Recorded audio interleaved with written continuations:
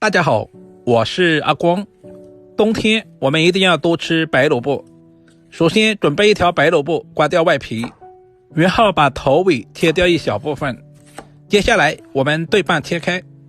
很多朋友在切萝卜丝的时候很担心会切到手，其实我们只要像视频中这样从侧面切上一刀，先切出一个平面，然后我们在切片的时候就不会滚动。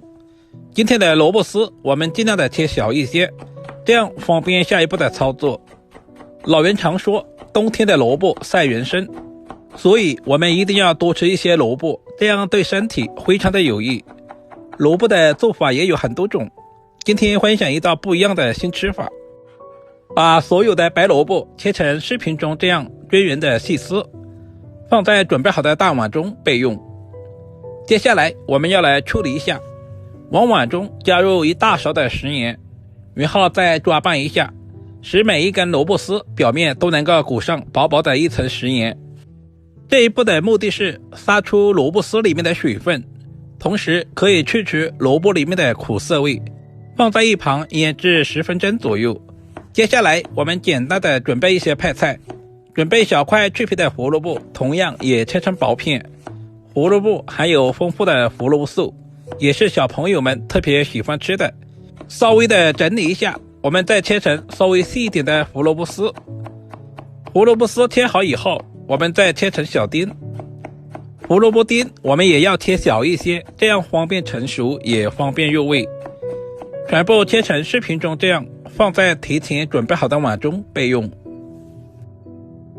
接下来准备小段香肠，我们把香肠切成薄片，然后再切成均匀的小条。如果不喜欢吃香肠的，也可以用火腿肠来替代。然后再切成稍微细一点的小丁。全部切好以后，放在提前准备好的盘中备用。接着我们再准备几朵清洗干净的香菇。首先我们把香菇对半切开，接着再把香菇切成细丝。香菇不仅可以增加菜品的香味，同时还可以增加营养。最后全部切成稍微细一点的香菇丁。全部切好以后和香肠放在一起。接下来准备小把清洗干净的香葱，我们直接把香葱切成稍微短一点的葱花。全部切好，放在准备好的碗中备用。时间差不多了，现在的萝卜丝也已经腌制好了，同时腌出了很多的水分。接下来我们加入大量的清水，我们要把萝卜丝来清洗一下，去除表面的一些盐分，大约淘洗2到3遍，充分的把萝卜丝里面的食盐清洗干净。接着把处理好的萝卜丝放在准备好的纱布里面，我们要借助纱布把萝卜丝里面的水分拧干，这一步非常的关键。经过这样处理以后的萝卜丝更加方便入味。全部拧干以后，我们再把萝卜丝放在案板上，接着我们再来给下刀，我们用刀直接把萝卜丝剁成碎末。今天的萝卜丝也不要剁太小，稍微有一点点颗粒感也是可以的。全部切成视频中这样的小丁就差不多了。全部切好以后，放在提前准备好的大碗中。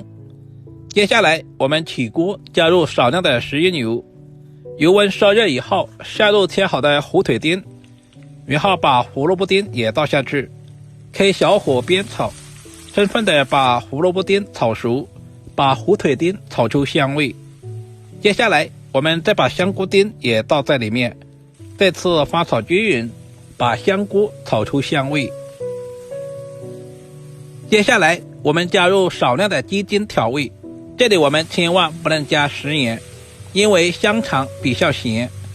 充分的把所有的食材炒出香味，大约翻炒20秒左右，充分的炒出香味之后，放在一旁备用。接着往萝卜丁里面打入2颗鸡蛋，鸡蛋的数量也不需要太多，2个就可以了。接着加入少量的食盐，少量的胡椒粉，然后加入小半勺的生抽，其他什么调味料就不需要添加了。用筷子搅拌均匀，使萝卜丁和鸡蛋完全的揉合在一起，大约搅拌2分钟左右，搅拌成视频中这样就差不多了。接下来把炒好的配菜全部倒在里面，萝卜丁里面加入鸡蛋，可以增加营养，同时还可以增加粘稠度。再次用筷子充分的搅拌均匀，使所有的食材完全的揉合在一起。接着往碗中加入2大勺的糯米粉，再次用筷子充分的搅拌均匀。搅拌的时候我们一定要朝同一个方向搅拌，这样才能够搅拌得更均匀一些。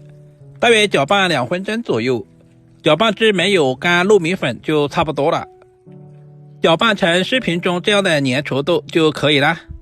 接下来我们准备一个托盘，把准备好的面糊全部倒在托盘里面，然后准备一把小勺子稍微的整理平整，这样做出来的成品会更加的美观。